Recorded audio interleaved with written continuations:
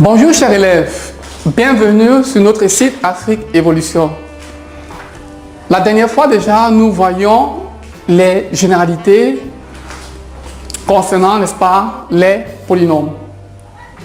Nous avons vu parmi, n'est-ce pas, les différentes caractéristiques ou paramètres qui permettaient, n'est-ce pas, de mieux synthétiser un polynôme, qui avait la notion de degré.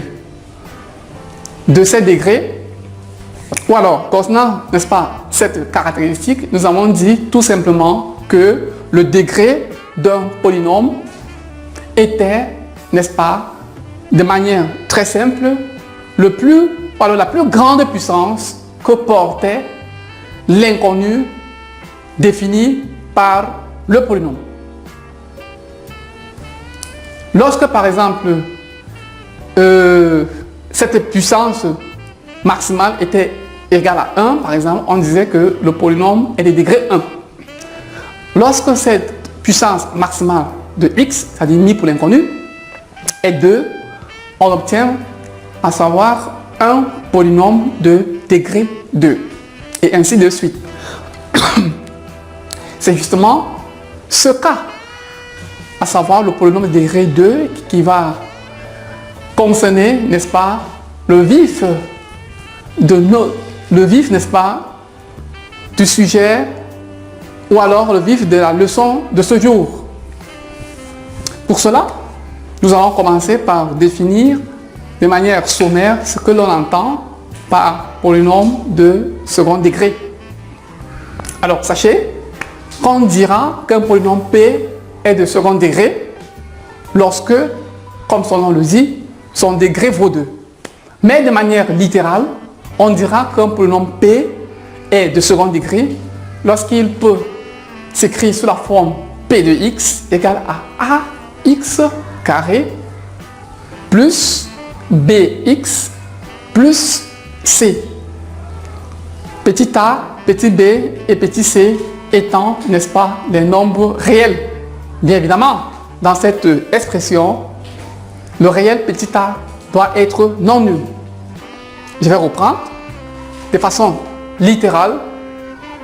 On disait que P sera appelé polynôme de second degré si on peut l'écrire sous la forme P de x égale à ax carré plus bx plus c, avec a, b et c des nombres réels. Bien évidemment, la condition fondamentale étant ici de se rassurer que a est un réel non nul. Car si a devient nul, c'est-à-dire si a prend par la valeur 0, on passera de ax carré plus bx plus c à un bx plus c, qui là est un polynôme de degré 1, ou alors de premier degré. Ce qui ne fait pas l'objet d'étude d'aujourd'hui. Alors, nous voilà avec la définition d'un polynôme de second degré. La question maintenant qui nous anime, c'est celle de savoir comment l'on peut étudier ou alors déterminer les racines d'un polynôme de second degré. Il existe plusieurs méthodes, n'est-ce pas, permettant la résolution d'une telle problématique, à savoir la méthode du discriminant ou la méthode, n'est-ce pas, par la formule canonique. Mais la méthode par le discriminant ne fait pas l'objet d'étude, n'est-ce pas, en classe de seconde. Elle sera vue en classe de première. Ce qui nous intéresse ici, c'est celle de la méthode, n'est-ce pas, par la formule canonique. C'est ça que nous allons apprendre à faire aujourd'hui. Alors, pour maîtriser cette méthode, qui est la méthode par la forme canonique, vous devez savoir que c'est une règle de base, ou alors c'est un préalable, vous doivent, n'est-ce pas, d'être maîtrisé. À savoir, lorsque vous avez en face de vous x carré plus kx, cela, je vais mettre plus, n'est-ce pas, en couleur, pour attirer l'attention là.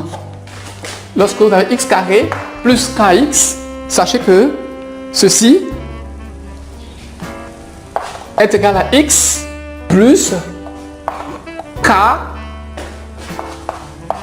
sur 2, le tout au carré, moins k sur 2, le tout au carré. C'est facile à démontrer. Si vous voulez démontrer ceci, il vous suffit juste de développer, n'est-ce pas, le terme de droite. Et vous obtiendrez directement le terme de gauche. Ça, c'est un très petit tuto à faire. Alors, n'est-ce pas, le second préalable qu'il faut maîtriser ici, c'est que x carré moins kx nous donne x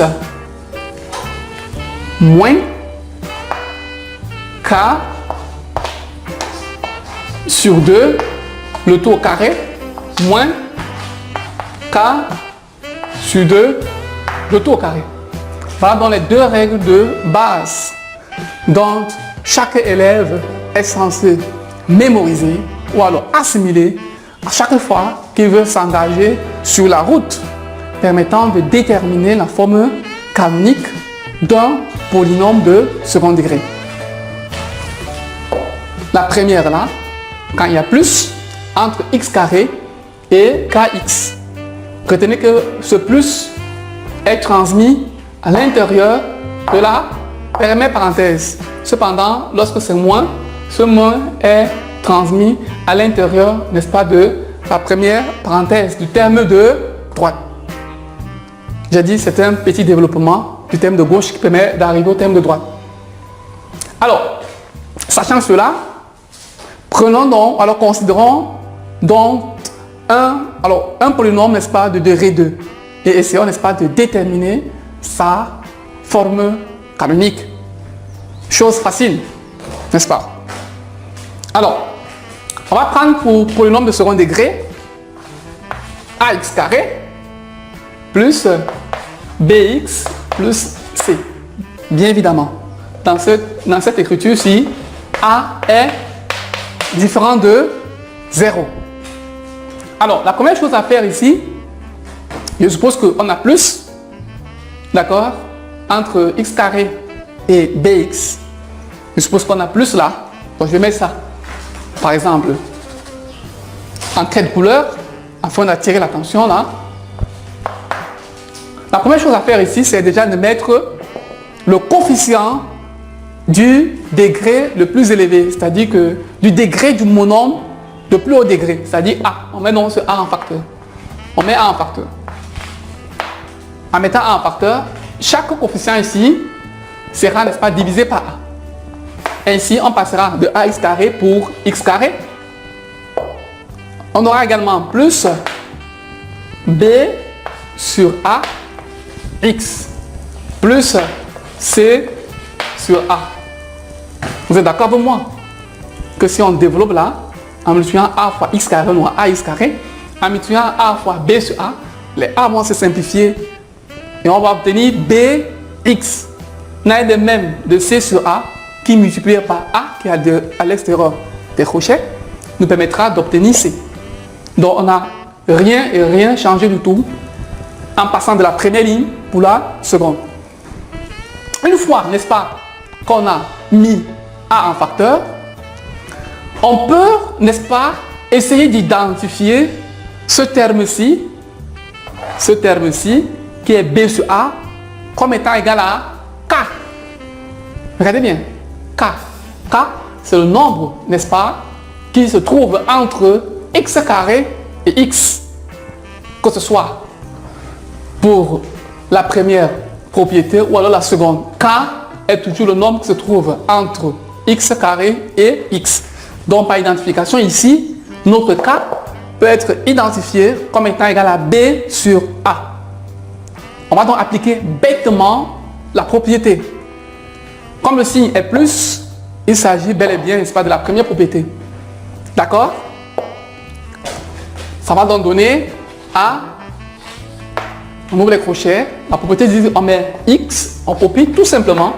Quand c'est plus, on met plus. Dans le cas présent, j'ai plus, je mets plus tout simplement. K sur 2. Or, K, ici, c'est B sur A. Donc, K sur 2 va nous donner B sur 2A. Ça donne donc B sur 2A, le tout au carré, moins, n'est-ce pas, K sur 2, le tout au carré. Donc, moins B sur 2, le tout au carré. D'accord? Tout ce terme-ci ne représente que x carré plus b sur ax. Et puisqu'il y a un c sur a qui chôme là à côté, on va donc le mettre tout simplement là, comme étant égal à c sur a. On met donc a, ça fait donc x plus, n'est-ce pas, b sur 2a, n'est-ce pas? Ici, ça va nous donner moins b carré sur 4a carré. D'accord? Plus c sur a. On peut donc mettre moins en facteur et on obtiendra b carré moins 4ac sur 4a carré. D'accord? Tout simplement là. Cette ligne-ci que nous avons obtenue là, je vais mettre le plus également là en couleur, comme cela l'était au départ. Cette ligne-ci que nous avons obtenue là représente tout simplement la forme canonique de notre polynôme initial, à savoir ax carré plus bx plus c. Voilà donc sa forme canonique. Le raisonnement analogue, n'est-ce pas, peut être utilisé lorsqu'il s'agit d'une forme ax carré moins bx, c'est-à-dire que lorsque j'ai plutôt moins là, je peux avoir un polynôme ax carré moins bx plus c. D'accord? On va appliquer le même raisonnement que précédemment, en passant tout simplement le plus ci qui est en couleur là par moins. Par moins. C'est ce que dit la formule. Nous voici, chers élèves, n'est-ce pas, parvenus à la fin de cette leçon dont le but était, n'est-ce pas, d'étudier, alors de déterminer la forme canonique d'un polynôme de second degré. Sur ce, nous vous souhaitons au revoir.